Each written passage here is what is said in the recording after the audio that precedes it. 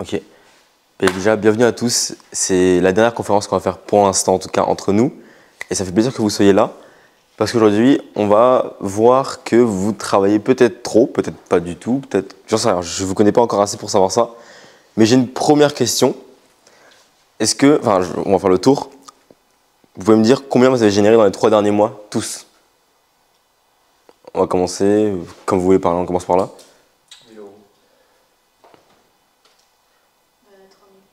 3000. Ok. Tu comptes le chômage ou pas? Ouais. Les 3 derniers mois? Ouais. Bah 1004 x 3. Ouais, donc 4000. Bah, moi c'est plus ça. Combien alors? Ouais, 3000 aussi. Ok, 3000, 3000, 4000, On était à 3000 aussi. 3000, 2500. 2500, 6000 et quelques. 6000 et quelques, ok. Et combien de temps vous avez travaillé pendant ces 3 mois environ par semaine? En moyenne, vous direz combien de temps?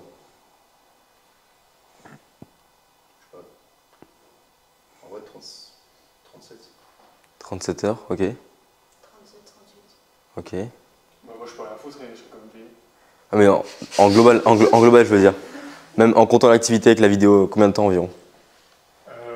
Les 3 derniers mois, j'étais plutôt sur mon application. Donc ça varie, je bossais de 5 à 10 heures par jour. Ok, 5 à 10 heures par jour pendant 3 mois. Donc 3 mois, c'est 12 semaines. Et tout, enfin, c'est compliqué à jauger. Ok, on va dire 50 heures par semaine, x 12. Ah, ça fait beaucoup d'heures. J'ai pas les calculs, mais ça fait beaucoup d'heures. Toi, Anthony, combien d'heures? Je pense que c'est pareil, si c'est pas genre plus. Ok. Et 35. 35 heures par semaine. C'est difficile à estimer quand on est dans la création de contenu, mais je suis de la team travailler dur. Ouais. Ok, donc, C'est pas bon. ok, donc beaucoup d'heures. Beaucoup d'heures. Ok. Moi aussi, à mon prime de productivité, enfin, c'est ce que je pensais, je travaillais 80 heures par semaine. Je comptais mes heures, c'était ça, genre entre 10 heures par jour, 10 à 12 heures par jour. Donc on arrivait à 80 heures très rapidement. Et il y a la fameuse phrase, il faut travailler dur pour réussir. Qui croit en cette phrase? D'une quelconque manière, même si on a compris le sens. Dis-moi. Bah oui, j'y crois à cette phrase. Ok. Ah, j'y crois aussi, ouais. Qui y croit, lève la main. Ok, vous êtes 3. Et les autres, pourquoi vous y croyez pas? Oui et non, parce que des fois on travaille dur, mais du coup sur les mauvaises choses, alors que derrière on pourrait déléguer ou automatiser certaines choses Ok. qui nous feraient gagner du temps. Ouais, ok. Ça, c'est une bonne réponse. Toi, Momo? Travailler par exemple intelligemment en employant les bons systèmes. Ok. Voilà, utiliser plusieurs outils. Ok. Et toi? Bonne réponse. Ok. Ok, vous avez quand même travaillé plus de 35 heures, c'est ça? Par semaine? Alors si vous trouvez que ce travail dur, c'est pas intéressant, pourquoi vous avez travaillé autant de temps chaque semaine? 35 heures, c'est 6 à 8 heures par jour. C'est énorme. Est-ce que je vais en venir ou pas? Alors en gros, même si vous savez qu'il ne faut pas travailler dur pour réussir, et d'ailleurs, ceux qui pensent qu'il faut travailler dur, pourquoi? J'ai été éduqué comme ça. C'est-à-dire? C'est-à-dire que tu bosses dur, tu bosses dur, t'as des résultats. Et t'as vu qui travaillait dur dans ta vie, qui t'a éduqué comme ça? Tes parents surtout? Ouais. Tu travaillais combien d'heures par semaine? C'est travail salarié, donc c'est 8 heures par jour. Ouais, c'est long. Donc il y a 8 heures par jour. Et du coup, eux, ils t'ont inculqué le truc de si tu travailles pas dur, tu n'auras pas de résultat. Ok. Ça, du coup, Riwan, pourquoi? Parce que je pense qu'il y a le début, pour Mhm. lancer les choses, il faut travailler dur. Pour moi. Ok. Avant de roder le truc. Quoi. Ok. Et toi, Marjorie? Parce que sinon, j'ai pas l'impression de me donner tous les moyens nécessaires pour atteindre ce que j'ai envie d'atteindre. Ouais, aussi, ouais. Ah, ça c'est plus intéressant comme réponse. Donc tu as l'impression que tu n'as pas les moyens nécessaires. Pourquoi? Parce que entre travailler 2 heures et 5 heures, enfin, t'as travaillé 5 heures, tu sais que là t'as tout donné, parce que le temps est long, que t'as étudié toutes les possibilités, et que si tu foires, je me dis, bon bah, au moins j'ai tout mis. J'ai mis toute ma personne là-dedans. Alors que 2 heures, t'as l'impression que t'aurais pu bosser 2 heures de plus pour peaufiner telle chose, telle chose, telle chose. Ok. Ok, je vais prendre ton raisonnement. Et je vais revenir à l'époque de la révolution agricole. Ok. On a commencé à inventer la machine à labourer les champs. Donc avant, on le faisait à la main, c'était hardcore. On a inventé une machine, ça le faisait tout seul. Tu y passais quelques heures et c'était cool. Ça faisait le travail de peut-être 5 à 10 humains tout seul. un humain tout seul pour labourer un champ, il prenait des mois et des mois. Ok, donc si on prend ta logique, donc pour être en phase avec toi-même, tu aurais préféré labourer le champ à la main plutôt qu'avec la machine. Si on prend ton raisonnement. C'est pas le même type de travail entre le travail du savoir, études, etc. et le travail. Ok. On va prendre ton exemple des études. Allez. Imaginons, il y a un examen. Tu as deux solutions. Soit tu relis le cours en entier. Donc le cours il fait peut-être 200 pages. Soit tu vas, je sais pas, alors, tu prends ton cours, tu mets dans un truc PDF et ça te fait des résumés de cours. Mais des bons résumés, tu vas bien détailler. Et tu as le même résultat à la fin. C'est-à-dire que tu apprends les mêmes choses et dans tous les cas, le condensé est plus important parce que c'est dans le condensé qu'on va avoir ça aux examens. Est-ce que du coup, si on prend ton raisonnement, on veut mieux travailler genre sur les 200 pages ou sur le truc de 20 pages condensé? Si on prend ton raisonnement, de se sentir mieux. Objectivement, il faudrait bosser sur les résumés, c'est sûr. Objectivement. Pourquoi? Bah, parce que c'est efficacité. Genre, enfin, tu travailles efficacement, tu vas à l'essentiel et c'est ce qu'il faut. Ouais, c'est ça. C'est ça. Dis-moi, Tommy. D'un autre côté, il faut aussi ce qu'elle veut dire par rapport à ce qu'elle a dit tout à l'heure. Le fait de ne pas se donner à fond, personnellement, je ne me sentirais pas légitime d'avoir les résultats que j'aurais. Ok, c'est normal. Parce qu'en gros, on a été éduqués et biberonnés à faut travailler dur parce que la majorité des gens, ils étaient dans la classe A, les travailleurs. Donc, la question que je vous pose, il y a eu aussi la révolution industrielle. Donc là, il y a eu plein de technologies qui sont inventées, les chemins de fer, les innovations, les hydrocarbures. Et à chaque fois, dans ces révolutions-là, il y avait trois types de personnes. Donc il y avait les travailleurs, donc les agriculteurs et les gens dans l'usine, les innovateurs, ceux qui ont inventé le train, ceux qui ont utilisé l'hydrocarbure et ceux qui ont inventé, par exemple, la machine à labourer les champs. Et il y avait les utilisateurs malins qui, eux, utilisaient les instruments des innovateurs pour travailler, mais du coup, bah, ils étaient malins, genre ils se servaient des baies. Qui, dans ces deux révolutions, est devenu le plus riche? Selon vous, qui pense que c'est A? Qui pense que c'est B? Qui pense que c'est C? Okay, pourquoi vous pensez que c'est C? À tour, Momo? En fait, j'hésite entre B et C. Pourquoi? Parce que je me dis que les innovateurs, ils donnent directement une solution. Ok. Donc, forcément, quand on vend une solution, c'est là où on peut gagner un petit peu plus d'argent. Ok. Mais les innovateurs peuvent aussi utiliser cette solution pour les mettre à profit. Donc, c'est pour ça que j'hésite entre B et C. Ok. Anthony, pourquoi? Je rejoins pas mal, ouais, sur les utilisateurs, je rejoins pas mal là-dessus aussi. Ouais. Ok. Eddie. Si tu ne prends pas en compte l'investissement qu'ont fait les innovateurs, c'est peut-être eux. Après, Ok. du coup, les utilisateurs ont moins travaillé que les innovateurs. Ok. Ça, c'est très intéressant. Ok. Et vous deux? Je dirais que les innovateurs ont les compétences pour avoir. En fait, pareil, je vais hésiter parce que les utilisateurs, c'est vrai, ils vont peut-être s'enrichir, mais au final, derrière, ils n'ont pas les compétences et les innovateurs vont s'enrichir. Et derrière, Ah, c'est intéressant ça. Ok. Et Eddie?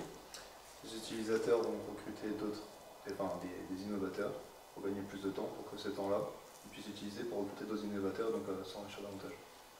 Ok. Et Riwan, pourquoi tu penses que c'est les utilisateurs? Non, moi je pense que c'est Innovateurs? les innovateurs. Pourquoi? Le parallèle avec la ruée vers l'or, où ceux qui ont fait plus d'argent, c'est pas ceux qui cherchaient l'or, c'est ceux qui vendaient les pioches, les outils. Mais après, peut-être que c'est pas applicable dans ce cas-là. En vrai, Tommy, la réponse que tu as donnée a été hyper intéressante. Tu as dit qu'en gros, les innovateurs, ils travaillaient dur, parce que du coup, ils avaient les connaissances. Un innovateur, c'est un ingénieur concrètement, hein, donc c'est un mec qui a inventé une nouvelle idée. Donc eux, ils vont travailler dur, vraiment dur, pour inventer la machine à labourer, par exemple. C'est des systèmes, c'est ultra complexe, personne ne peut faire ça en tant qu'humain, c'est des trucs de fou. Et derrière, tu as les utilisateurs qui, eux, vont se servir des innovateurs. Donc ils vont se servir de l'innovation, mais ils ne vont pas travailler pour la créer. Par contre, ils vont gagner du temps dans leur vie. En gros, vous, ce que vous devez chercher à être, c'est un utilisateur. Parce qu'aujourd'hui, dans le monde, innover, on l'a vu la dernière fois dans la conférence sur le niveau d'expertise, innover, c'est expertise niveau 5, c'est des mecs comme Elon Musk. Tu vois. Innover de nos jours, c'est vraiment, les gars, c'est dur. C'est très dur dans un monde technologique, il faut être soit en capacité d'un cerveau extrêmement puissant, soit avoir beaucoup de ressources financières. Donc nous, de notre côté, innover, c'est compliqué. C'est compliqué.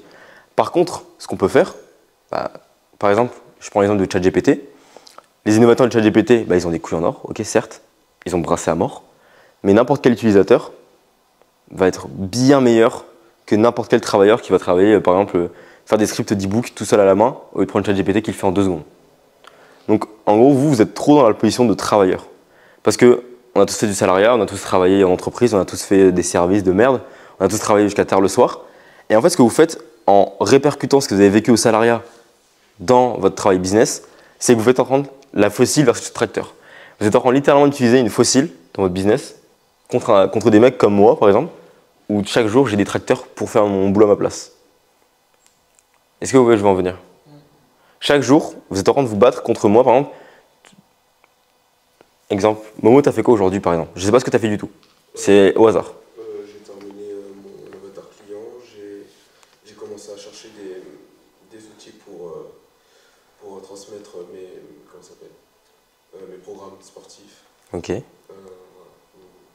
C'est ce que j'ai fait pour l'instant. Ok, t'as cherché des outils. Donc t'as cherché des applications en gros. Oui, c'est ça. Ok. Donc là, t'as utilisé une fossile. Parce que t'as fait ça tout seul. Alors que t'as un tracteur à côté, qui est moi. Tu m'aurais demandé, est-ce que t'as une application pour le sport? Je t'aurais dit laquelle parce que j'ai déjà tout essayé. Et donc je t'aurais dit Gymflix, donc t'as déjà ta réponse. Je t'aurais même dit le prix. 97 €, non, 200 € par mois pour héberger, pour des clients à l'infini. Donc les 3 heures que t'as passées ou 2 heures à chercher, tu viens de les faire en 1 seconde. En fait, c'est ce que vous faites au quotidien. Genre, vous passez votre temps à utiliser une fossile parce que vous pensez que pour être bien dans votre tête, donc ça c'est une question encore d'ego, d'enfant intérieur, vous pensez que pour être bien, même d'éducation, il faut tout faire à la main, tout seul, parce que c'est mieux et c'est plus valorisé. Et plus valorisant même pour vous intérieurement. Dis-moi Tommy. Comment arriver à avoir une vision utilisateur quand pendant des années tu as eu une vision de travailleur sans se sentir pour un imposteur après? Parce que le fait de demander quelque chose à quelqu'un, c'est comme rien que le script de Kevin, lui demander son script, je me sentais comme le mec qui vient gratter quelque chose. Et j'aime pas cette position-là, je suis plutôt dans la position du ok, je vais réécouter les 40 minutes de call, je vais faire le script et j'aurai ce sentiment de ok, j'ai taffé et je mérite ça. Comment ne pas se sentir illégitime d'avoir les ressources sans avoir fait l'effort nécessaire pour les avoir? Tu vois ce que je veux dire? Qui dit que t'as pas fait l'effort nécessaire? C'est juste de demander quelque chose, donc en soi c'est... T'as pas bossé en fait. Ok, ça c'est ce que tu penses? Ouais. C'est ce que tu penses ça? Parce que regarde, si je te décompose la chose, là tu prends l'exemple de Kevin, aujourd'hui le script. Pour être à la villa, t'as fait quoi? T'as payé, Ouais. t'as pris ta voiture, t'es venu. Mais pour venir ici, il fallait d'abord que tu sois entrepreneur. Donc pour d'abord entrepreneur, t'as dû investir en toi.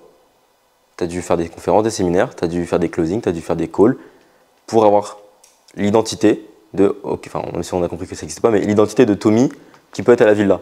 Donc ton travail d'avant, qui a été fourni, t'a permis aujourd'hui d'accéder à des ressources plus facilement et plus rapidement. Est-ce que tu vois ce que je veux dire? Ouais, j'ai payé pour me faire accompagner, ça m'a fait gagner du temps. T'as payé pour te faire accompagner, t'as payé pour être dans la villa, t'as payé pour avoir des résultats accélérés, et aujourd'hui t'as accès à des tracteurs. Alors, au lieu de passer votre temps à chercher des choses tout seul de votre coin, on est là. Genre, par exemple, le script de Kevin, comme il t'a dit la dernière fois, le script de R1, tu lui aurais juste demandé est-ce que tu as un script de R1 et tu l'aurais envoyé en 2 secondes, c'était plié. Et tu passais à autre chose. Là, en fait, vous passez votre temps vraiment à faire des coups de fossiles dans la nature, alors que vous avez des tracteurs à côté de vous. Et moi, je passe mon temps à chercher des tracteurs. Donc, certes, un tracteur, c'est plus rare. Ok, c'est plus rare, ça coûte plus cher, ça prend plus de temps à être utilisé. Mais moi, je passe mon temps et ma vie à trouver des tracteurs dans tous les sens. Et une fois que j'ai un tracteur, je mets le bon essence et je fais travailler. Et un tracteur, les gars, ça vous démonte. Alors ça fait ce que vous faites en 1 heure, vous faites ça en peut-être 4 mois. Donc ça que vous faites actuellement, c'est que vous n'implémentez pas des systèmes. Et on en revient aux tâches de niveau 1, 2, 3, qui sont des tâches comme ça, juste des coups de marteau. Sur un clou, sur une planche, au hasard, dans un endroit au hasard de la maison. Au lieu de prendre un tracteur, bien le construire, prendre un chauffeur, lui dire écoute, voilà comment on fait pour conduire, et lui faire conduire pour vous. Un tracteur, ça peut être ChatGPT, un tracteur, ça peut juste être poser une question à votre réseau. Et aujourd'hui, vous voulez travailler dur parce qu'au salariat, on vous a appris que pour grimper, il fallait être le meilleur salarié, il fallait travailler 8 heures par jour sur son bureau. Et même, vous avez vu, depuis le Covid, même plus personne ne veut travailler. Tout le monde a compris que travailler 8 heures au bureau, c'est inutile. Il y a plein de pays comme, je sais pas, les pays nordiques où on travaille genre 4 jours par semaine. Parce que ça sert à rien de travailler plus. Et il y a trop la mentalité de il faut travailler énormément. Pour vous dire, les gars, en toute humilité que je vais dire ça, vraiment, dans les 3 derniers mois, j'ai pris l'avion 10 fois, quasiment, même un peu plus, je pense. Je devais travailler, certaines semaines, je travaillais peut-être 50 heures, 60 heures. D'autres semaines, je travaillais peut-être même pas 10 heures. Les gars, en 3 mois, j'ai généré plus de 25 000 euros. Alors que je travaillais vraiment pas autant que vous. Dis-moi, Tommy. Est-ce que tu penses que tu aurais eu les mêmes résultats si tu n'avais pas eu ta période charbon il y a plusieurs mois? Je te parle de la période charbon où tu dormais que 4-5 heures. Justement, on va y venir à cette période charbon. Ça, c'est quand je me suis entêté à faire ce qu'on appelle des coups de fossile. Ça, c'était ma tête. Dans mon appartement, vous voyez mon coussin lapin crétin derrière. Ça, c'est ma tête, les gars. Quand je m'entêtais à travailler 80 heures par semaine parce que je me suis dit, ouais, il faut mériter hard work, etc. Alors que j'avais littéralement un réseau entier de mecs pour pouvoir m'aider. Oh, vraiment. J'étais comme vous. Hein. Tous les plus grands, ils me suivaient encore déjà. Ils me suivaient, genre, j'avais déjà des contacts avec Romagasin, etc. à ce moment-là. Genre, j'avais juste à leur envoyer un message pour leur poser des questions et ils m'auraient répondu normal. Comme vous pouvez me poser une question. Ça ne me gêne pas de vous répondre, c'est OK. Bah, j'étais comme ça. Et ça, c'est la pire photo, je pense. C'est violent, les gars. Je sais pas si vous vous rendez compte. Ça, c'est quand je travaillais 80 heures par semaine. Parce que je me disais hard work, et j'étais fier de moi. J'allais me coucher le soir en mode c'est bien, t'as bien bossé ça, le con. C'est bien un trou du cul, c'est bien. T'as bien niqué ton sommeil, ta testostérone, tes yeux, ton espérance de vie. Parce que t'as de l'ego de te dire ah, il faut que je bosse longtemps, il faut que je bosse dur, comme ça, je vais mériter mon boulot. Et même, c'est ce que j'ai fait récemment. Je me suis rendu compte que je me suis félicité d'avoir travaillé aussi dur à ce moment-là, ce qui était vrai du coup parce que je me suis dit ok, comme à ce moment-là j'ai travaillé super dur, je mérite mes résultats aujourd'hui. Sauf que si je suis honnête avec moi-même et je décompose vraiment la chose, c'est dès le moment où j'ai arrêté de travailler comme un travailleur, que j'ai arrêté d'essayer d'innover, mais j'ai été un utilisateur, parce que c'est ce qu'on est tous aujourd'hui et c'est pas grave, c'est ok. Bah, dès le moment où j'ai été ça, et j'ai commencé à accepter le fait qu'il y avait des raccourcis, des systèmes, et que travailler dur, c'était pas compliqué, enfin que travailler et gagner beaucoup d'argent, c'était pas plus dur que ce que je pensais. Ben, j'ai arrêté de travailler dur. Par exemple, les mecs qui gagnent, aujourd'hui je connais un mec, je ne vais pas donner son nom, mais il gagne 100 000 euros, il a 3 entreprises actuellement, il y en a 2 qui font 100K en automatique. C'est-à-dire que s'il va toute l'année à Bali, il ne fait rien du tout, les entreprises vont faire 100K chaque mois, minimum. Et le mec il prend l'avion, il a fait 30 pays par an, c'est incroyable. Dis-moi Riwan. Comment on trouve les tracteurs? Comment on trouve les tracteurs? Ben, c'est la même chose pour vous. Genre, là par exemple, il y a l'histoire de la personne qui était en mer, qui croyait en Dieu et qui a dit bah, j'attends que Dieu me sauve et qui a fait une prière. Il y a un bateau qui est arrivé, on lui a proposé de l'aide, il a dit non. Deuxième bateau, non. Troisième bateau, non. Et arrivé au paradis, bah, la personne demande à Dieu pourquoi tu ne m'as pas aidé. Et Dieu lui dit mais je t'ai envoyé 3 bateaux. C'est la même chose pour vous. En fait, c'est pas vous devez trouver des tracteurs, les tracteurs ils sont partout. C'est juste que vous ne cherchez pas. Vous ne cherchez pas les tracteurs. Par exemple, Momo, au lieu de chercher une application tout seul, pourquoi mec, on est 10. On est 10. Pourquoi t'as pas demandé aux personnes ici? Moi, c'est ce que je fais par exemple avec les vidéos, les conférences, etc. Au lieu de me casser la tête à prendre mon trépied, à faire un truc de studio de tournage, je me seul de mon côté. Ok les gars, vous êtes vidéastes, vous êtes chaud, on fait ça, ok, boum. C'est ça en fait. Les tracteurs, ils sont partout. Les tracteurs, ils sont partout. Ici, t'as que des mecs qui vont à la salle, qui sont sharp, t'avais qu'à demander. Les gars, vous utilisez une application pour la salle? Oui, non, oui, peut-être. Et terminé. T'avais ta réponse directe. C'est tellement logique ce que tu dis, mais c'est. Mais c'est vous faites. En fait. Ouais, ça paraît con. Mais vraiment, moi, ça me choque à chaque fois. Je me dis, mais les gars, on est 10 dans cette ville-là. Vous arrivez à trouver le moyen de travailler tout seul par jour pendant 10 heures sur votre ordinateur. Je sais pas si vous vous rendez compte. En vrai, c'est ouf. Parce que vous avez tellement moyen d'avancer plus vite parce que tout le monde a une expérience ici à apporter. Tout le monde. Moi, j'apprends de chacun de vous. Genre, j'ai pas d'ego de me dire que je suis meilleur que vous. Dès que j'ai une question, j'hésiterai pas à vous la poser, les gars. Anthony, j'y connais rien sur son domaine. Mec, quand j'ai une question, je pose mec, c'est quoi ça? J'y comprends rien du tout. Et je vais le voir sans ego, en toute humilité. Mais il y a encore ce problème d'ego en vous, il faut travailler dur parce que c'est comme ça qu'on aura des bons résultats. Alors que demander, les gars, ça coûte rien. Ça coûte rien de demander. Et une phrase qui est encore plus vraie, c'est que ce qui va faire vos résultats dans le business à long terme, c'est votre réseau. C'est votre réseau, c'est qui vous connaissez. C'est pas, et c'est même, on était avec Romagasin, Anthony, tu peux souligner, on était avec lui et il nous a dit, ce qui compte, c'est pas le comment, c'est le qui et qui est avec toi. Donc c'est qui tu es. Donc plutôt qui m'entoure. Aujourd'hui, ce qui va faire que je vais monter dans le business dans les prochains mois et je vais atteindre des énormes chiffres, c'est parce que mon entourage, c'est que des mecs qui font des millions par mois. Donc forcément, bah, quand on va me voir faire des podcasts avec eux, je sais pas moi, discuter avec eux, faire du sport avec eux, on va voir, ah mais Yakin il est trop chaud, il est tout le temps avec eux, je pense qu'il est bon dans son domaine. Et parce que je traîne avec eux, on va m'assimiler à un mec trop fort. C'est pareil pour vous. Vous êtes dans une villa, il n'y a que des mecs forts, bah, faites-vous assimiler à ces mecs-là. Pourquoi quand on fait des stories avec les gens, c'est pas n'importe quoi? Pourquoi quand Romain Gazan était à Paris, il a fait une story après avec nous, on lui a demandé, il a fait une story où il disait sharing, on m'a dit partager, ça m'a fait trop plaisir. Parce que ça veut dire qu'il nous a estimés dans son cercle en gros, en mode bah j'avoue, j'assume, ces mecs-là ils sont dans mon cercle, regardez-les et je les aide.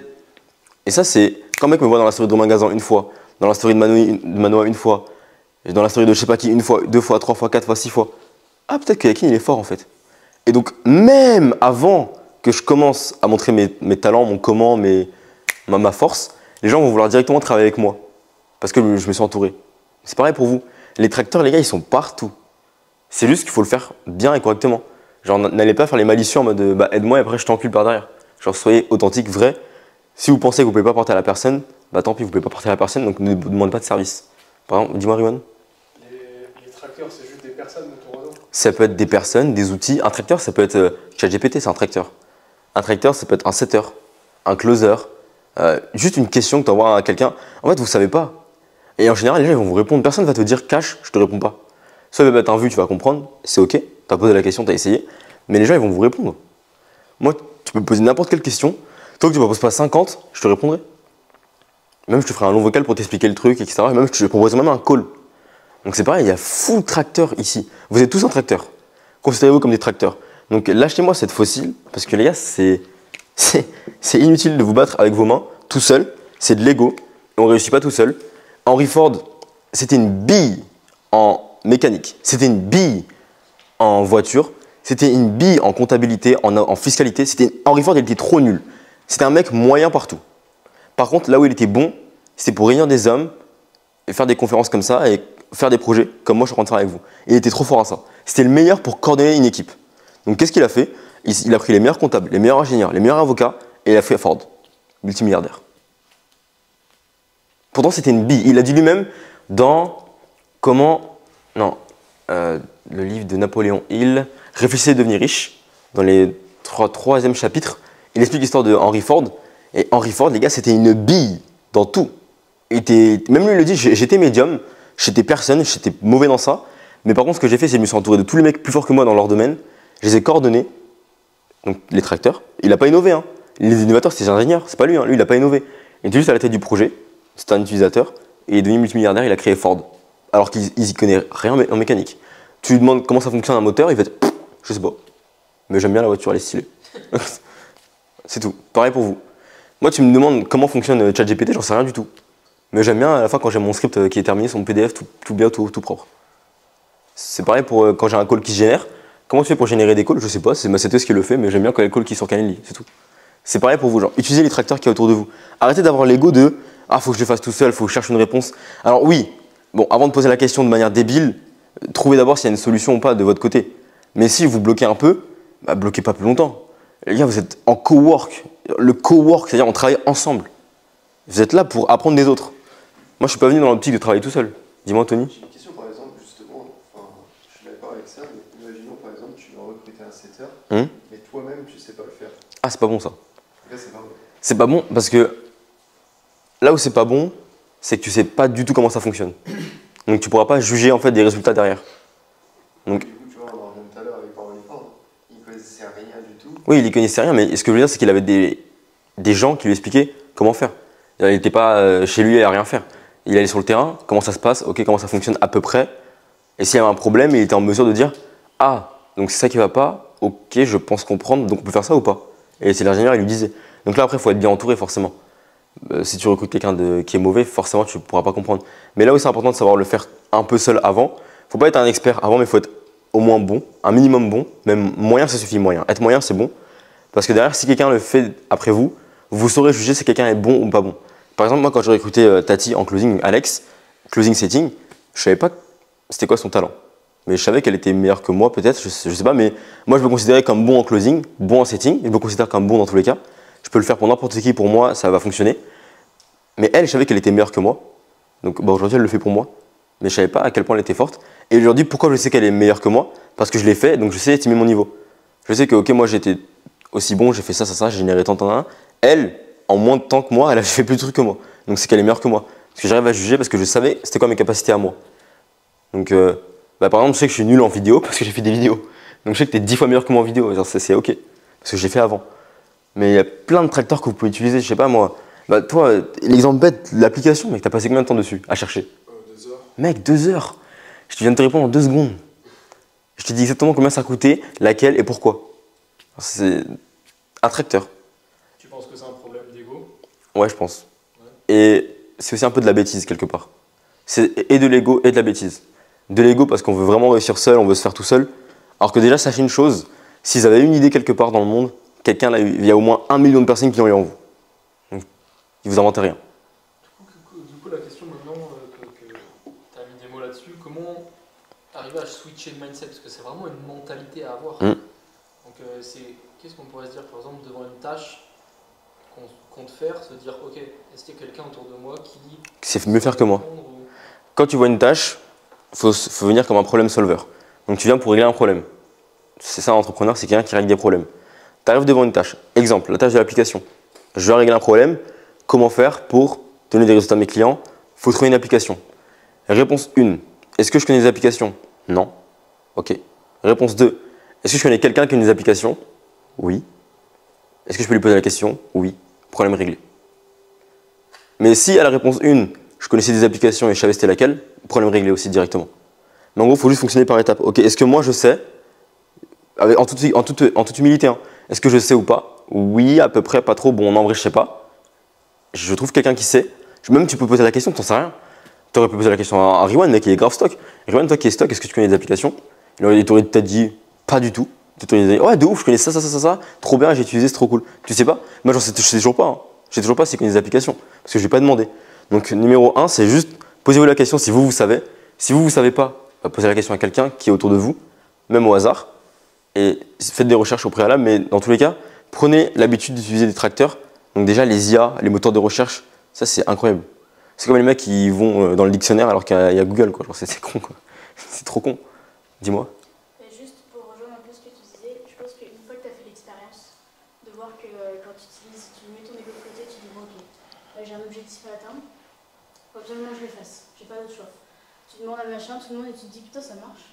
Et puis une autre fois, et en fait une fois que tu te rends compte que ça fonctionne, là je pense que ta mentalité elle brille, tu te dis ok, j'ai vu, tu pouvais faire 2 fois plus, en 2 fois moins de temps. Vraiment. C'est autoroute. C'est différent quoi. Tu le fais à la fois, tu dis bon. Exactement. Ça marchait. Clairement. Moi, le jour où j'ai utilisé ChatGPT pour la première fois, j'ai pété un câble, j'ai vrillé les gens. Et je vous jure, j'ai vrillé ce jour-là. Non, j'étais à Sciences Po, c'était pour les partiels du premier semestre. Et en gros, à ce moment-là, j'étais dans la merde. Hein. C'était compliqué, j'avais travaillé 80 heures par semaine. Le business, il commençait à monter. Mais c'était chaud. Et du coup, il y avait les partiels dans une semaine et j'avais rien révisé de tout le semestre. Il y avait 400 pages de cours à apprendre. Je sais pas ça, j'étais, wow, comment je vais faire? J'ai trouvé une application qui s'appelle Quizlet. Donc, c'est une application qui te résume les cours. Donc, tu mets ton cours dedans en PDF et il te fait des résumés. Et derrière, il te pose des questions comme si c'était un prof qui posait des questions. Je fais trop bien, ça coûte combien? Ok, ça coûte 7 € par mois. J'ai payé 7 € pendant une semaine. J'ai mis tous mes PDF dedans et j'ai appris comme ça pendant une semaine. Je faisais que des Quizlet chaque jour. Et je suis arrivé, j'ai eu les mêmes que tout le monde au partiel. J'ai fumé tout le monde. Et derrière, je faisais mon business qui touchait genre déjà 3 à 5K. Les gens, ils hallucinaient. Ils disaient, mais comment tu fais pour te lever à 5 heures, aller courir, venir en cours, avoir des bonnes notes, faire tous tes exposés et avoir un business? Oh, tu cherches le raccourci à chaque fois. Faut chercher le raccourci, les gars. Dis-moi. No fake, il a fait ça. J'ai fait la même année que lui. J'ai charbonné, mais comme une dingue, à réviser. Comme une dingue, mais je faisais les mêmes heures que lui, mais à réviser. Il a fini l'année à 11,5 de moyenne, avec un business qui tourne à côté. Et j'ai fini l'année à 12,5, sans business à côté. Et là, tu te dis non, c'est pas possible. On peut en faire plus, mais il faut juste chercher les raccourcis. Alors, même à la salle, au lieu de venir 6 fois à la salle, bah vas-y 4 fois, mais fais des bonnes séances, tu vois, genre dose bien. C'est des raccourcis partout, des tracteurs, au lieu de la fossile. C'est juste mentalité de trouver les raccourcis. Comment faire pour aller plus vite au point? Parce qu'en plus, on est dans un monde, les gars, il y a full technologie. Il y a full gens plus compétents que vous dans tous les domaines. Donc il y a toujours moyen d'aller plus vite. Évidemment, il ne faut pas devenir un assisté. mais je pense que vous allez faire la différence entre assister et demander de l'aide. Moi, je suis pas un assisté quand je demande de l'aide. Ça me fait plaisir même de demander de l'aide parce que quand vous demandez de l'aide à quelqu'un, vous valorisez cette personne. Donc vous lui montrez que vous trouvez que cette personne est compétente, donc ça flatte déjà l'ego de la personne, et la personne sera enclin encore plus à vous aider. Alors moi, tu viens me dire, ouais, Akin, vu que t'es fort dans ça, ah ouais, moi je suis fort dans ça. Non, arrête. Dis-moi ton problème, mec. Je peux rester pendant 3 heures à t'aider après. Parce que t'as flatté mon ego. Et c'est ok, même pour vous. Genre. Quand j'ai un service à vous demander, d'abord je vous fais un compliment. Et remarquez bien, je fais toujours un compliment quand j'ai un service à vous demander. Parce que je sais qu'après vous êtes en mode, je peux pas lui dire dans l'enculé. Je peux pas lui dire dans ce qu'il a été gentil, tu vois. C'est pareil, juste soyez gentil avec les gens. Soyez sincères, on n'encule personne évidemment. On n'est pas là pour arnaquer, ne pas payer ou ne pas faire les témoignages. Enfin, on est là, ok, on est carré, on est strict dans ce qu'on fait. Et si vous rendez bien, il n'y a pas besoin de travailler dur pour réussir. Il faut juste travailler intelligemment, comme tu l'as dit au début. Il faut travailler smart, il faut trouver des tracteurs. Il faut arrêter d'utiliser une fossile. Alors vraiment, trouver un tracteur. Et le jour où les gars, il y aura un tracteur avec une IA à l'intérieur, alors là, je suis le premier à l'acheter, les gars. Parce que le jour où il n'y a pas besoin de mettre un humain dans le tracteur, c'est encore mieux parce qu'il coûte moins cher du coup. Mais c'est un exemple pour aller encore plus loin. Juste, il y a des tracteurs autour de vous, abaissez votre ego. Réussir seul, c'est pas drôle. Personne ne veut réussir seul. Personne n'a réussi seul. Tous les mecs, ils sont au sommet. C'est comme, on parle beaucoup des... Comment ils s'appellent déjà? Tu sais, la secte là, en politique, je sais pas comment ils s'appellent. Les francs-maçons. Ouais, exactement, les francs-maçons. On dit, ouais, les francs-maçons, ils dirigent le monde. Que dalle, ils dirigent pas le monde. C'est pas des complotistes. Enfin, ils dirigent le monde, mais c'est pas des complotistes. C'est juste qu'en gros, c'est des mecs qui étaient entre eux depuis la naissance. Ils étaient peut-être à l'église ensemble. Ils allaient dans les mêmes écoles, ils fréquentaient les mêmes quartiers, les mêmes lieux. Ils sont devenus potes. Sauf que c'est beaucoup de potes riches. Et donc, dès que quelqu'un a un service à demander à un pote, il lui rend. Mais comme c'est tous les potes les plus riches, on dirait une secte, alors que pas du tout. C'est juste comme si nous, là, tous ensemble, on était genre tous multimilliardaires. Et là, t'as un problème, je vois, dans ton pays. Je sais pas, t'habites au Mexique. Tu me dis, putain, il y a qui au Mexique? Il y a un problème avec les normes. Toi qui es PDG du gasoil aux États-Unis, est-ce que tu peux me trouver un petit arrangement pour le Mexique? Ouais, t'es mon frérot, bien sûr, je peux trouver un arrangement pour le Mexique.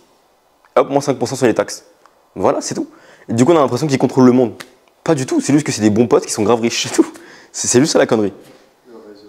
C'est juste le réseau. Ils sont pas là en mode, ouais les gars, faut qu'on contrôle le monde. Ils sont juste là, entre potes, à se rendre des services mutuellement. Et cet effet-là de rendre des services mutuellement, on dirait qu'ils contrôlent le monde. C'est pareil pour vous. Alors, devenez cette secte, entre guillemets, où on a l'impression que vous avez tout pour vous. Alors que pas du tout, j'ai juste des bons potes qui échangent entre vous.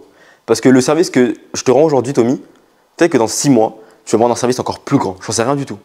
Mais je suis sûr qu'un jour, tu vas m'aider comme moi je t'ai aidé. Et vous tous ici, je suis sûr qu'un jour, vous allez m'aider comme moi je vous ai aidé. Et inversement, on va tous s'aider mutuellement.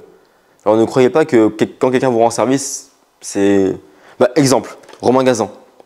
Romain Gazan, j'ai payé pour aller à un mastermind chez lui, j'ai payé 2000 €. Et il m'a donné énormément de conseils. Beaucoup de conseils. Vraiment, il m'a changé la vie littéralement avec le CAC Euro. Et ces mecs-là, certes, ils m'ont aidé. Beaucoup. Mais moi, derrière, j'aurais apporté 4 clients. Donc, c'est ok, tu vois. C'est pas la même aide, mais c'est ok, genre, je contrebalance. Et du coup, je me sens pas mal d'avoir eu un cheat code. Parce que là, on pourrait grave se dire, ouais, mais t'as 19 ans, t'es pas un peu un imposteur d'avoir autant de succès aussi vite et tout. Non, j'ai fait les bons choix au bon moment, et pas toi. Et en vrai, ce qui compte, c'est quoi? C'est être dans l'ego, mais dans sa maison de campagne, tout seul, dans 16 mètres carrés, ou d'être avec un groupe de personnes, avoir été aidé par plein de gens, mettre dans une putain de lambeau parce que tu kiffes ta lambeau. Enfin, j'ai envie de dire, au bout d'un moment, les gars, si vous voulez réussir, ne comptez pas sur le fait de travailler dur pour impressionner les autres, pour dire, ouais, les gars, je charbonnais pendant 50 heures par jour, minimum, donc oui, je mérite ma Porsche. Et des mecs, ils en branlent pas une, ils ont plus que vous. Vraiment. Et je les connais, ces mecs-là, donc je vous le dis. Il y en a, ils en branlent pas une, il y en a, ils font des trucs, vous n'avez pas le temps de les faire, vous, parce que vous pensez que vous n'avez pas le temps. Aujourd'hui, j'ai pas travaillé, je crois. J'ai travaillé, 20 minutes pour faire ton programme de sport. C'est le temps que j'ai travaillé au total. Mais ça va, tu vois, l'argent, il va rentrer ce mois-ci et tout ira bien. Pas de stress. Pourtant, j'ai pas fait les chiffres que je voulais, mais ça va. Je sais que ça va bien se passer. Les process sont en place, les tracteurs sont en train de s'activer. La nuit, c'est encore la nuit dans le champ. Mais quand le soleil va se lever, le champ, il sera bien labouré, t'inquiète pas. Quand ça va pousser, ça va pousser. Donc c'est ça qu'il faut se dire. Dis-moi, Riwan. Et le mec qui a pas de réseau, comment il trouve ses tracteurs? Il va au tremplin. Bien joué. Ah, comment il voulait grave me le faire dire. Non, en vrai, le mec qui a pas de réseau, plus sérieusement, il s'entoure déjà et il paye un coach. Voilà, faut arrêter les bêtises. J'ai pas dit moi, hein. J'ai dit un coach. Parce que les gens, ils aiment trop dire, mais tu vends ta formation. Vas-y, voilà, prends qui tu veux. bah, tu payes quelqu'un et ce quelqu'un-là, il aura une équipe. Et automatiquement, tu rentres dans son équipe. Moi, les 30 mecs dans l'autobahn, c'est toute mon équipe. Même si on ne se connaît pas tous, si j'ai une question à poser, je dirais hey mec, t'es dans l'autobahn, j'ai vu et tout. Est-ce que t'es chaud qu'on fasse un call parce que je sais que t'es fort dans ça et moi je pourrais t'aider dans ça. Le mec, bien sûr, il va dire ouais, de ouf. N'importe qui dirait oui. C'est pareil pour vous, vous êtes au tremplin. Tous les mecs dans le groupe du tremplin, vous pouvez leur envoyer un message. Que ce soit moi, que ce soit Kevin, que ce soit Riwan, que ce soit Eddie, peu importe, vous pouvez envoyer un message à tout le monde. Parce que tout le monde a de la valeur à apporter. Je sais pas, moi j'ai un problème de confiance. D'un coup, je sais pas, j'ai un mood qui est en bas. J'ai un down de fou, j'arrive plus à parler aux gens dans la rue. Tommy, j'arrive plus à parler aux gens dans la rue, comment tu fais? Et il va me dire, bah, qu'est-ce qui t'arrive intérieurement? Et je vais dire ça. Bah, je pense que c'est ton enfant intérieur qui te dit ça. Peut-être que j'aurais besoin de toi, moi, j'en sais pas. Je sais pas à quel point j'aurais besoin de toi. Mais laissez le champ, mettez des tracteurs, parce qu'en fait, si vous avez juste une fossile, vous allez mettre 2 ans à construire un putain de blé, alors qu'avec des tracteurs, vous pouvez peut-être mettre 2-3 mois et vous aurez du bon gros blé. Donc, ne laissez juste pas l'effet d'être assisté de vous tomber dessus et continuez le charbon. Dis-moi, Riwan. Des fois, du coup, les tracteurs, ça peut être une question des personnes, Ouais. des outils. Mais des fois, comment on cerne quand c'est utile de prendre le temps d'apprivoiser un outil au lieu de le faire de labourer? Parce que des fois, ça vaut pas le coup. Ok, je vois ta question. Ok. de temps d'incubation. Exactement, très bonne question. Comment on prend ce temps-là? Exemple, moi dans mon business, je peux tout faire. Je pourrais faire du chat GPT, je pourrais faire du setting, du closing, du coaching, je peux faire du sport, de la séduction, je peux faire du make money, je peux tout faire. Ok, c'est cool, mais c'est quoi ton objectif à la fin? Moi, objectif devenir PDG, CEO, avoir une grosse boîte, plein de salariés et faire une boîte qui génère des millions par mois. Ok, cool. Donc qu'est-ce qui est important? Savoir gérer une équipe ou faire du setting? Savoir gérer une équipe. Donc en gros, tu priorises par rapport à ce que tu veux faire plus tard. Donc est-ce que tu as un exemple précis? C'est vraiment sur un truc technique où par exemple tu veux automatiser une tâche. En fait, cette tâche, tu vas peut-être pas. C'est ça. Si c'est pas ton job, fais-le pas. Moi, mon job, c'est ni de filmer, ni d'envoyer des messages, ni de coacher, ni de closer. Mon job, c'est de gérer des équipes. Donc il faut que je fasse des tâches qui incombent de gérer une équipe. Donc c'est pareil pour vous. Choisissez les tâches que vous voulez mettre en place et faites votre job par rapport à ça. Dis-moi, Tony. Très bon exemple de tracteur. Ce matin, Riwan, c'était mon tracteur. J'étais en train de taffer, mon écran d'ordi, full black d'un coup. Je le retourne, je regarde, les petites grilles, elles sont toutes encrassées de poussière. Je commence à aller prendre un tournevis, le démonter, souffler et tout. Il me dit, en fin de compte, il suffisait d'éteindre l'ordi et de le rallumer. Et il m'a aidé à le démonter, il a tout nettoyé, puisqu'il s'y connaît, ça a permis de renettoyer l'ordi. Mais d'un autre côté, si je lui avais demandé directement, j'aurais su, eh ben, il m'aurait fait gagner du temps. C'est ça que c'est un vrai exemple. Mec, c'est ouf. Hein. Exemple, ouais, t'as été mon tracteur. Dis-moi. Exemple de la voiture. Ouais, de la voiture, exactement. Et bah tout à l'heure, j'étais en voiture avec Marjorie, panne de voiture. Enfin, on sait pas ce qui s'est passé. Au lieu de toucher à tous les boutons, allô, comment on fait? Ils sont venus, 2 minutes plus tard, c'était réglé. Alors que si jamais, genre, j'avais pas identifié le problème et tout, peut-être que si jamais j'étais paniqué, j'aurais appelé Carglass ou je sais pas qui, j'aurais dit non, panne de voiture, j'aurais payé 3K. Alors qu'il est venu, il a mis je vous jure les gars, il a mis un coup de marteau, ça a redémarré. Je vous jure, c'est vrai, littéralement il a mis un coup de marteau, ça a redémarré. Il m'a dit en fait, c'est juste fallait appuyer là, mais. C'est la connaissance en fait. Ouais, c'est ça. Et profitez de votre réseau. Vous n'êtes pas tout le temps obligé de payer pour avoir des informations. Parfois, vous avez votre réseau qui peut vous donner gratuitement les choses parce que vous êtes des bonnes personnes. D'où l'importance d'être une bonne personne. Vraiment, d'être une bonne personne, de rendre, de ne pas enculer les gens, de payer les gens, de sourire aux gens, d'aider les gens quand ils ont besoin, de ne pas critiquer les gens dans leur dos, etc. Parce que les gens vont le rendre toujours.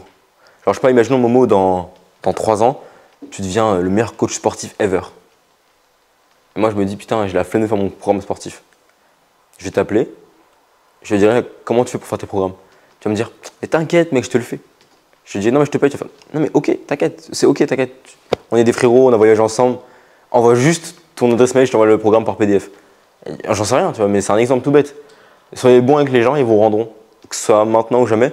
Et l'exemple des masterminds, par exemple, les masterminds, ça coûte très cher, ça coûte plus de 10 000 € pour entrer dans un mastermind, ça dure 6 mois. Et en gros, les masterminds, c'est quoi? Ça consiste littéralement juste à faire des appels de groupe avec les gens dans le mastermind. Donc c'est comme si, vous tous ici, vous payez, imaginons Kevin qui est en haut, c'est lui le propriétaire de mastermind, mastermind Bianchi, exemple, et tout le monde paye 10 000 € pour le rejoindre. Donc on a un serveur de groupe. Les masterminds, ça consiste juste à que nous, tous les mois, on fasse un appel comme ça, sur Zoom, on discute, on se voit de temps en temps, et voilà, c'est tout. Pourtant, les gens, ils payent 10, 15, 20, 30, 50 000 euros pour aller dans ça. Et là, vous vous dites, mais what the fuck? Il n'y a ni de coaching, ni de promesses, ni de support PDF, ni quoi que ce soit, mais les gens, ils payent aussi cher. Parce que les gens, ils ont compris, les gens les plus riches, que ce qui compte, c'est pas comment on t'aide à le faire, c'est qui tu es. Donc, si moi, aujourd'hui, je dis, je suis dans le mastermind de Romain Gazan et Lucas Curo, du coup, je traîne avec eux, je suis tout le temps avec eux, dans des villas, les gens ils vont se dire, ce mec-là, il doit puer la compétence, il doit être trop chaud dans son domaine. C'est pareil pour vous. Donc, même si aujourd'hui, ce que vous avez appris tout de suite, ça servira peut-être à rien, peut-être qu'il y en a, ils ne vont pas avoir de résultats tout de suite, peut-être que dans 4 mois, vous allez avoir un problème, une illumination, vous allez avoir une story de ma part ou de quelqu'un ici, vous allez envoyer un message et toute votre vie va se débloquer sur ça. J'en sais rien. On ne peut pas savoir. On ne peut pas le prédire. Donc faites confiance à l'effet cumulé et un tracteur sera toujours plus efficace qu'une fossile. Est-ce que par rapport à ça, vous avez des questions ou pas? No question. Vous êtes des boss. Et qu'est-ce que vous pourriez implémenter là, aujourd'hui, tout de suite, pour que demain, vous travaillez moins qu'aujourd'hui, mais qu'il y ait plus de résultats? Comme tu as dit tout à l'heure, à chaque nouveau problème, te demander, c'était quoi du coup la question? Se demander, est-ce que moi je peux le faire? Si oui, j'essaye. Si c'est trop long, trop compliqué, trop chiant, et que ça ne m'apporte pas de résultats bénéfiques pour moi, je pose la question à quelqu'un. Si ces quelqu'un-là ne peut pas m'aider autant que je pense, je délègue. Dis-moi. Mais à partir de combien de temps c'est trop long? Alors que moi j'ai cherché sur mon ordi pendant 2 heures, mais j'ai pas vu le temps passer. Enfin pour moi c'était pas. C'est parce que tu n'as pas encore d'autres priorités. Comment? C'est parce que tu n'as pas encore d'autres priorités. D'accord. C'est trop long quand il y a d'autres priorités. Par exemple, si là. Non, en vrai c'est déjà trop long parce que là tu vas être coach en ligne. La priorité c'est quoi? Trouver une application ou pas? Non. Non, c'est pas la priorité de trouver mon produit. Non, même pas. Encore plus proche de ça, la priorité c'est de lancer ton compte Instagram. Bêtement. Mec, la priorité c'est juste de trouver des clients déjà. Parce que tu vas pas vendre un produit à des clients alors qu'il n'y a pas d'offre, il n'y a pas de demande, il n'y a pas de marché. Crée un marché et ensuite tu vends ton produit, tu cherches une application. Mec, le problème d'avoir une application, je l'ai eu 6 mois après avoir lancé mon coaching. Je me suis dit, ah, peut-être qu'il faudrait une application. Il y avait déjà genre 15-20 personnes dans l'accompagnement. Et c'est ok, personne ne s'en rend compte. Et quand tu arrives, tu dis, ok les gars, application, tout le monde est trop hypé. Et donc ça fait un petit surplus, ça fait un petit upsell et tout, c'est cool. Mais ton problème principal, c'est pas d'avoir une application, c'est d'avoir un compte Instagram. C'est juste que là, tu te branles là. Okay. Tu te branles, honnêtement, tu sais que tu te branles. Tu as juste peur de passer à l'action sur le fait d'avoir des vidéos, etc. Du coup, tu te dis, je vais chercher une application pour me rassurer que j'avance. Alors que tu sais ce que tu vas faire, c'est juste tu prends ta caméra, tu te poses dessus. Et tu filmes et tu mets sur Instagram. T'as que ça à faire là. Donc, faut faire les tâches dures. Et en général, il y a un truc qu'il faut que vous sachiez, c'est que si une tâche vous fait peur, que vous avez un tremblement un petit peu avant de la faire, vous avez un peu le seum, c'est exactement ce qu'il faut faire. Genre là, je te dis faire des vidéos, ça te fait chier, je pense. Non, non, c'est juste que, comme tu l'as dit, c'est par ordre de priorité. C'est ça. Mais il faut toujours penser aux tâches qui vont vous faire peur, qui sont chiantes, parce que c'est ça que vous devez faire. Là, par exemple, j'ai une tâche que je dois faire, c'est faire mon système IO, finir ma page. Ah, genre, je fais tout sauf ça, parce que c'est chiant. Mais il faut que je fasse ça. Est-ce que je peux le déléguer? Oui. Mais est-ce que je peux le faire tout seul rapidement? Oui. Il faut juste que je le fasse. Donc je peux le faire tout seul. Parce que je perds pas de temps en le faisant. Au contraire, j'en gagne, c'est moi qui le fais, c'est encore mieux. Mais il faut juste se poser par ordre de priorité, par rapport à vos objectifs.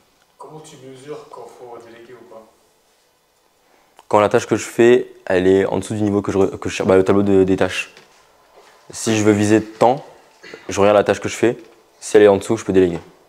Et comment tu mesures si c'est une tâche, combien vaut cette tâche? Dans le tableau? Ouais, mais des fois il y a des tâches. Comme quoi, par exemple? J'ai pas d'exemple là précis, mais je pense qu'il y a des tâches que tu as et tu dis, putain, je sais pas si c'est 100 €, 10 €. Exemple Systemio, c'est une tâche écrite dedans. Systemio, c'est 1000 € de l'heure. Ouais, c'est 1000 € de l'heure, je pense. Enfin, configurer Systemio, créer un tunnel. Créer un tunnel, déléguer un création de process. Ouais, création de process, c'est ça. Ouais, c'est ça. Après, tu as délégué des tâches simples dans 100 € de l'heure. 1000 € de l'heure, 10 000 € de l'heure. Ok, donc c'est cool. Donc c'est une tâche de 1000 € de l'heure, donc niveau 4, c'est ça? Ouais. Ok, ouais, donc je te mets tâches. Et en gros, exemple, chercher une application. Faut juste comparer à d'autres tâches que tu peux faire. Faut faire la liste des tâches que tu dois faire et tu te rendras vite compte en fait. Là, c'est plus de l'intelligence situationnelle. Je peux pas te dire exactement quelle tâche sera bonne ou pas bonne. C'est juste à toi de dire, bon bah là, ça c'est pas forcément utile, j'avoue. Si je suis honnête avec moi-même, si j'ai qu'à faire ça, il y aura des résultats plus vite. Par exemple, toi, Momo, tu as juste une chose à faire, poster du contenu, prospecter et vendre ton programme, genre aller à la salle de sport. Là, tu as 3 actions à faire. Faire des vidéos, aller à la salle de sport, prospecter. C'est tout. Tu n'as rien d'autre à faire. Tu pourrais arrêter ta journée après et te former éventuellement. Donc en gros, si tu divisais ta journée en blocs, ce serait, tu te lèves le matin, tu fais tes scripts de vidéos, tu fais tes vidéos, tu fais ton compte Instagram, tu postes tes vidéos. Ensuite, tu vas à la salle de sport, tu manges bien, tu filmes tes repas, tes séances, et l'après-midi, tu te formes. Tu prends des vidéos, des livres, et tu démontes le sport. T'as que ça à faire. T'as que ça à faire. Rien d'autre. Et tout le reste, c'est du superflu. Et quand tu auras atteint un bon niveau en termes de connaissances et que tu auras commencé à avoir du trafic, là, tu vas devoir commencer à prospecter, créer des systèmes, faire des vidéos plus longues, etc. Mais ça vient au fur et à mesure. Et là, c'est à toi d'avoir l'intelligence situationnelle. Dans tous les cas, tu es dans le coaching, donc ça, tu pourras le savoir. D'où le fait de se faire former, accompagner, donc ça, c'est bien. Est-ce que vous avez d'autres questions par rapport à ça? Non, je crois que c'était la On est bien. conférence la plus utile que tu as Ouais, je pense vraiment. Parce qu'en vrai, je me suis dit, je la fais pas parce que ça me paraissait logique, mais en fait, en vous voyant, c'est quand je vous ai vu avec Kevin, on s'est dit, putain, mais vous nous voyez tous les jours, on travaille moins que vous, on a plus de résultats que vous et vous posez pas de questions. Et ça nous a vraiment mis le truc en mode, qu'est-ce qui leur arrive dans la tête là? On s'est vraiment posé la question, mais pourquoi vous n'avez pas un shift dans votre tête de vous dire, pourquoi on les voit jamais au deep work, mais ils vivent une meilleure vie que nous? Ça vous a pas tilté un peu l'ego de nous dire, mais c'est bizarre, les deux cons, ils sont jamais là avec nous, ils ont quand même plus d'argent que nous. Vous êtes plus avancé dans le process. Mais pas que. Pas forcément. Kevin, il a même temps que vous, je pense. Au tout début, au tout début. Kevin, il est quand même au même point que vous. Ouais, mais il suffit du chiffre. Oh, mais il a commencé il y a 2 mois. Ouais, Mais il fait juste les bons process. ok. C'est tout. Il fait les bons trucs. Et vous pouvez tous faire la même chose. Genre, Après, il y a un truc qui différencie pas mal aussi, c'est que vous êtes bon en marketing et vous avez un bon art oratoire tous les deux. c'est quoi la différence? En quoi ça fait qu'on va gagner plus d'argent que vous? Ça fait que tout passe par la parole. Tu peux. Tout passe par là.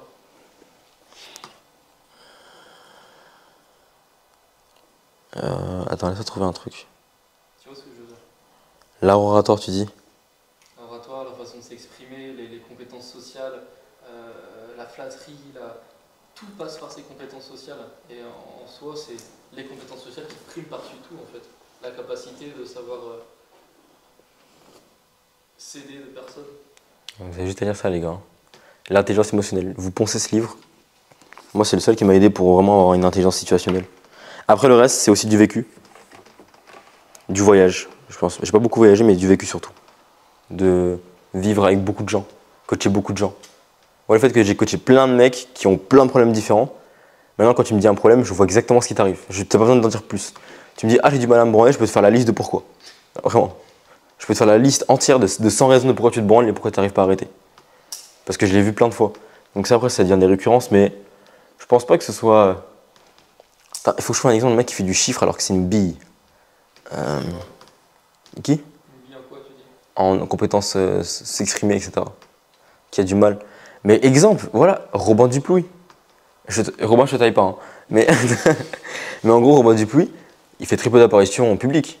Il fait pas de mastermind, il fait pas de podcast, il fait juste des vidéos YouTube de temps en temps. Il est très bon justement dans ce domaine-là, il sait parler, il sait s'exprimer, c'est vraiment Ah, mais son point fort. c'est pas son principal biais de communication. C'est pas par ça qu'il passe son marketing. Pourtant, il fait beaucoup d'argent. Sur quoi il base son marketing? C'est des lettres, il écrit. Copywriting. Lui, son marché, c'est que du copywriting et son physique, donc des photos. Mec, ses stories, elles sont à chier, mec. Il fait des stories, c'est trop nul, c'est trop mal fait. Mais c'est stylé. Il attire les personnes justement grâce à sa personne, À ce qu'il est. et ses vidéos YouTube. Son art oratoire, je dirais pas ça, mais surtout à ce qu'il est. Il y a beaucoup de gens qui n'iraient pas ses vidéos YouTube, mais qui kiffent ce qu'il est, parce qu'il écrit bien, parce qu'il a une personnalité. Mais tout le monde a une personnalité, vous êtes tous des humains, vous avez tous un truc en plus que les autres. On peut tous vous kiffer pour un truc. Exemple, on était hier avec Romain Gazan, et il me disait, les vidéos YouTube sérieuses, j'en ai marre. Je vais commencer à faire des vidéos où je fais des podcasts, où je fais des blagues racistes et tout. J'étais mort de rire. On a fait un podcast, les gars, c'était le podcast le plus raciste de toute la Terre. Ça a commencé. Ok, Akin et Kevin, pouvez-vous nous dire la recette du je sais pas quel plat en Afrique? J'étais mort de rire, mais je dis, mais c'est quoi ce podcast? Et là, il veut le rush pour mettre dans un podcast. Ça dure 1h20, que des blagues, un peu de sérieux et que des blagues. Et moi, ce que je lui ai dit, justement, je lui ai dit, mais c'est bizarre parce que c'est vrai que quand je t'ai rencontré, j'étais surpris comment t'étais drôle. Mais dans tes vidéos, mec, t'es trop sérieux, du coup, ça fait un décalage de fou, vraiment. Et ça m'a fait rire. Ok. C'est trop cool. Donc, pas besoin d'être Shakespeare, pas besoin d'être Jordan Peterson pour faire de l'argent. Il y a plein de mecs qui savent pas parler. Non. Parler de manière correcte, ça suffit à faire de l'argent. Un mec qui parle, alors Mathis Chloé parle de manière correcte, sans plus, ça va, tu vois. C'est pas non plus the éloquence, il parle bien, et ça suffit. Tu parles bien aussi. Je disais pas tout sur l'éloquence, je disais aussi beaucoup sur le savoir.